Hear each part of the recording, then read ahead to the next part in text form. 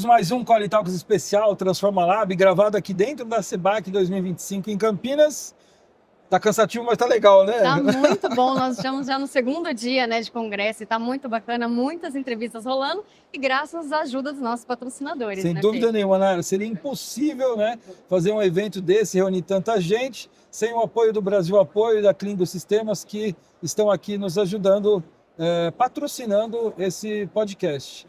A gente estava conversando agora, né, doutora? Eu falo que é cansativo porque a gente anda demais, né? Se usar o relógio dos passos Conhece aqui... muita gente, Seria né? bom, né?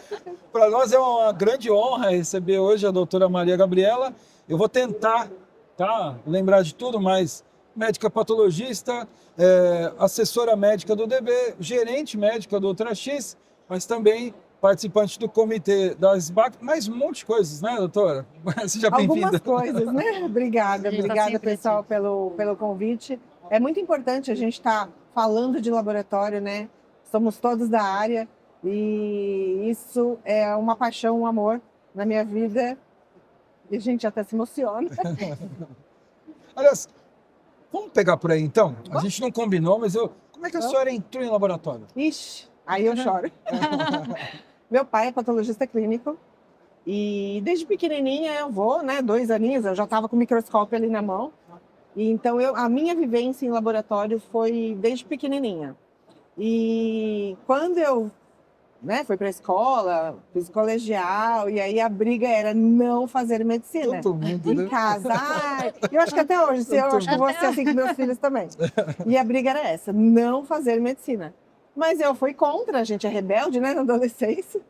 E eu quis fazer medicina. E dentro da medicina, a minha escolha foi a patologia clínica, porque eu adoro o diagnóstico, né? Os bastidores, não só o laboratório, né? Análises clínicas, mas a imagem. Hoje eu estou numa clínica de imagem, né? Então, toda a área de diagnóstica, promover as condutas para os pacientes com agilidade, né? Então, participar do diagnóstico para mim é muito importante. Muito bom, muito bom. E muito emocionante. Doutora, e o que você vem trazer aqui para o congresso, né? Fala um pouquinho do que você trouxe de palestra, qual o material, qual o conteúdo, o que você vem trazendo essa expertise para cá? Hoje a gente vai falar, aqui nesse congresso, a gente vai falar da agilidade das uroculturas. Então, como entregar um laudo em tempo para o médico dar a conduta, dar a melhor conduta para o seu paciente, né? E já um spoiler, como eu sou coordenadora do comitê de pré e pós-analítico da SBPC, isso está muito atrelado à coleta da amostra, né? A indicação do exame, o preparo do paciente e a coleta da amostra. E não adianta, a coleta, isso tem em todas as minhas aulas, a coleta, o pré-analítico é proporcional à qualidade do resultado. Assim, impacta diretamente, né? Não Impacta tem diretamente. como, não tem como. E falando ainda de coleta desse processo, né, dando continuidade, a gestão disso é muito difícil, né? Porque daí nós estamos falando de uma equipe técnica que é muito difícil de controlar, de todos os parâmetros do paciente, que tem interferentes, né? Ainda mais no processo de urina, né, e tudo mais. Me fala um pouquinho dessa evolução. Eu falo que assunto de pré-analítico daria para dar um congresso, né? Eu acho que a gente teria, assim, muito assunto para falar. Mas começando pela indicação do exame, né? Então o médico tem que formular, examinar o paciente, tirar a história e formular a hipótese diagnóstica e indicar bem o exame. Isso é o principal. E depois orientar o paciente a como colher, né? A como se preparar. Então, não é só o laboratório, eu falo muito isso, não é só o laboratório que é responsável por isso. Né? O próprio médico, que é em quem o paciente confia, né? Está ali na frente, é ele quem tem que orientar, principalmente como ele vai se preparar. E às vezes a gente até lida com isso, né? Às vezes o médico pede lá exames de sangue, urina, e o paciente nem sabe que pediu O urina. que é aquilo? Nem sabe que ele vai ter que ficar no laboratório para fazer uma curva glicêmica, né? Então, isso a gente gosta de falar bastante e eu acho muito importante. Depois da indicação, vem o preparo, né, todos os processos ali do pré-analítico da coleta no laboratório. E eu acho que uma coisa muito importante é que o paciente também seja responsabilizado pelo seu preparo, pela sua coleta, e ele tem que saber que o resultado do exame, principalmente do exame de urina, depende da sua higiene, de como ele vai Depende fazer a muito dele, né? coleta, Sim. né? Então eu tenho falado muito nisso, né? A gente tem que conscientizar o paciente que o resultado do exame dele depende dele também. Não é só do médico, não é só do laboratório. Porque o laboratório hoje em dia tem as melhores metodologias, Sim. né? A gente está muito evoluído na área analítica. E o paciente tem que entender isso. Então, o pré-analítico realmente é uma área desafiadora e temos várias pessoas que participam, né, do pré-analítico. Então, eu tenho o médico, o próprio paciente, eu tenho a secretária que cadastrou o exame, eu tenho o coletor, o transportador, quem preparou a amostra. Então, são muitos subprocessos dentro de um único processo. Isso é muito E para importante. cuidar de todo esse processo, precisa ter uma boa gestão, né? Eu sei que você Sim. já trabalhou muitos anos em hospitais, ainda continua com esse relacionamento, e eu acho que é bem mais difícil você trabalhar com tudo isso ainda dentro do hospital, onde o paciente está muito mais fragilizado, né? Queria que você trouxesse um pouquinho dessa gestão hospitalar do laboratório, desse relacionamento, né? Eu Laboratório. acho que muito importante em relação à gestão no hospital é ter sempre o apoio de quem está na gestão do hospital mesmo, não do laboratório, né? Porque nós Ter essa somos comunicação estreita. exatamente. Eu acho que nós somos uma parte, né, do diagnóstico. Tem muitas outras partes dentro, né, muitas outras áreas dentro do hospital, mas o diagnóstico é o que vai levar o paciente a ser tratado e a melhora, né, a cura dele. Então, se tiver um apoio da diretoria, da parte administrativa, o laboratório consegue ser muito protagonista do que ele faz. Sim. Né? É uma coisa que a gente acabou de sair de um programa especial do Quality Talks que a gente entrevistou 14 das maiores empresas de sistema laboratorial do Brasil. Nossa, E não tem como, né? Os assuntos eles são muito parecidos, né? Eles acabam, um ou outro tenta espalhar, mas acaba falando de inteligência artificial, de automação, de interoperabilidade, tudo aquilo que a gente já vem falando. Mas eu sempre tenho o mesmo manifesto. Nós estamos falando de serviço de apoio ao diagnóstico. E a gente não pode nem sequer esbarrar na possibilidade de perder o protagonista do médico solicitante, porque ele é o empoderado dessa história.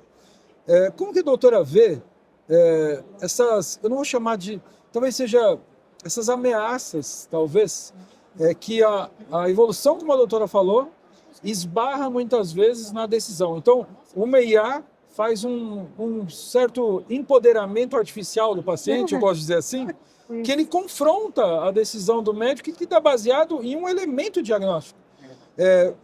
Como que a gente sai dessa? Existe uma... Então, como eu falei, né, o diagnóstico não é único, né? O médico tem que tirar a história, examinar, avaliar os antecedentes, né?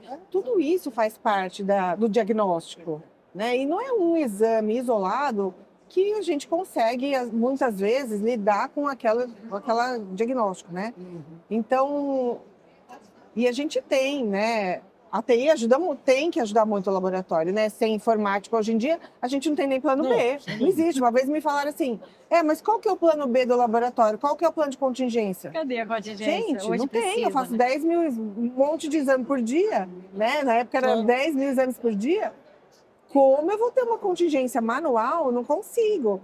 Então, a gente tem que ter uma contingência informatizada, né? Não manual. Claro. Então, hoje em dia, eu acho que é isso. E o paciente, não adianta, ele vai procurar, né? E o médico, muitas vezes, tem que estar pronto para esse tipo de discussão.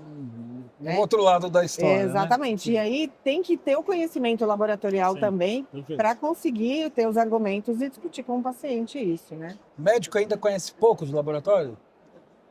Acho que... Desculpa meus colegas, mas eu acho que Ainda quem conhece tem o pouco? conhecimento somos nós que somos da área de laboratório mesmo, né? E isso é uma culpa nossa mesmo, né? De ser tão eu acho fechado, que é você meia acha? culpa mesmo. Então a gente tem que olhar e ver onde que a gente pode fazer melhor.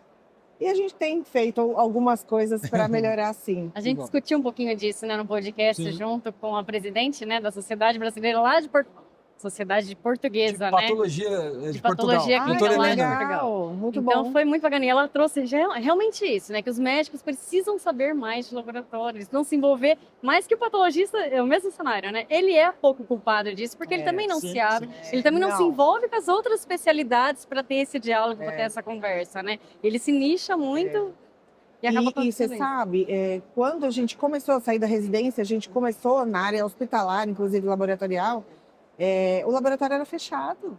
Ninguém, o médico não podia entrar. E quando eu cheguei, eu falei, não, gente, a porta é aberta aqui. Eu quero receber as pessoas. Exato. E hoje, olha o meu trabalho no DB, né? Eu sou assessora médica. Então, esse é o relacionamento que a gente tem que ter. A gente tem que abrir a porta do laboratório, receber o médico, ensinar ele. Porque ele não é obrigado a saber. Claro. Eu falo para a minha equipe, né? Para as minhas equipes. Quem detém o conhecimento de laboratório hoje em dia somos nós. Então, nós temos que abrir e ensinar e ser promotor mesmo, sermos promotores desse conhecimento para todo mundo, né? Inclusive para o paciente. Lógico. É uma multiplicação que retorna para você, né? É, Se ele está mais empoderado de exatamente. conhecimento, ele te retorna em capacidade analítica depois, né? Exato, isso é muito bom. Inclusive, na época da pandemia, montei um Instagram, né? E nesse Instagram, hoje eu estou um pouco mais devagar nisso, porque eu não tenho muito tempo, e a gente cansa um pouquinho. Mas, porque tem que ter, né?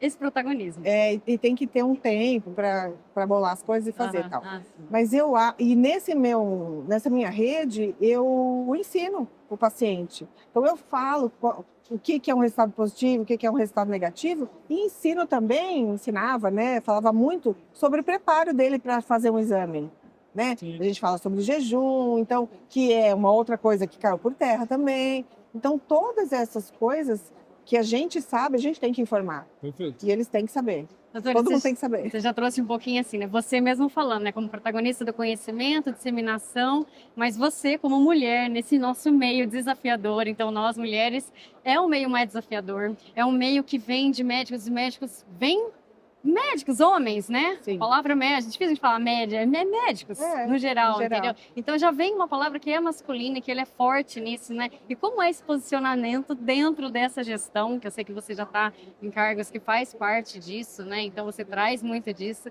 Como que é essa parte feminina dentro de todo esse meio nosso? Para mim, assim, é muito natural, né? Eu acho que tem que ser natural e eu acho que a mulher ela tem uma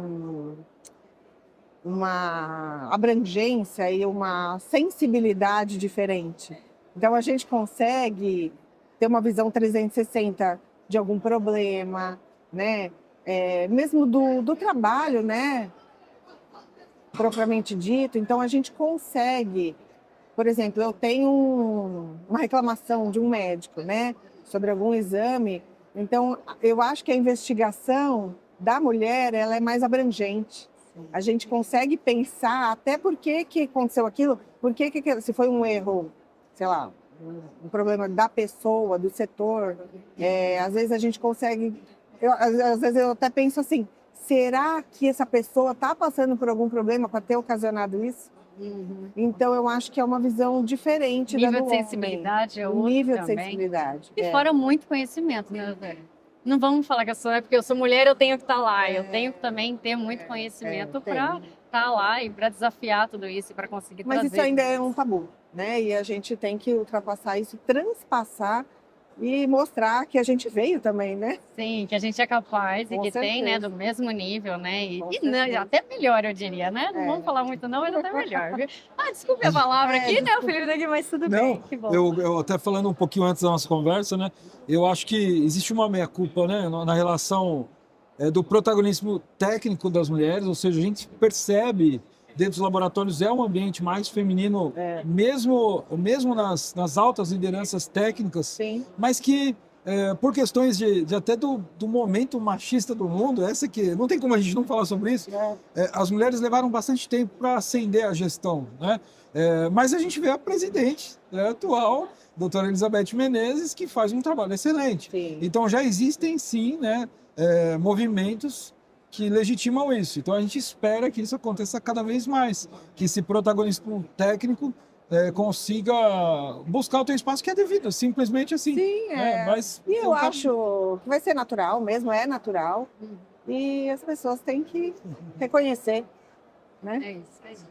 Tá bom. Acho que é por isso, É né? isso. É isso, doutora. Eu quero agradecer a sua presença em nosso Qualitalks. Foi muito importante, muito bom tê-la aqui com a gente. E a gente fica por aqui. Muito obrigado. Muito Eu que obrigada. agradeço. Obrigada.